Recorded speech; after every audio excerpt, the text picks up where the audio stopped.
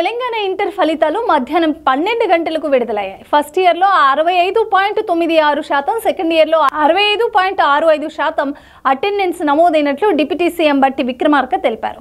Inter ఫలితాలను విడుదల చేసిన అనంతరం ఆయన మాట్లాడారు. మొత్తం 9.97 లక్షల మంది విద్యార్థులు పరీక్షలకు హాజరయ్యారని తెలిపారు.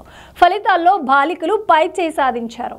మొదటి సంవత్సరంలో 73.09%, ద్వితీయ సంవత్సరంలో 77.73% ఉత్తీర్ణత సాధించారు. ఫస్ట్ ఇయర్లో బాలురు 59.74%, సెకండ్ ఇయర్లో 64.60% మంది పాస్ అయ్యారు. ఇంటర్ ఫస్ట్ ఇయర్లో మేడ్చల్ జిల్లా 77.21%తో మొదటి స్థానంలో, 48.43 స్థానంతో మహబూబాద్ జిల్లా చివరి స్థానంలో నిలిచాయి. సెకండ్ ఇయర్ ఫలితాల్లో ములుగు జిల్లా 80.12%తో టాప్లో ఉండగా, కామారెడ్డి జిల్లా 54.93%తో చివరి స్థానంలో నిలిచింది.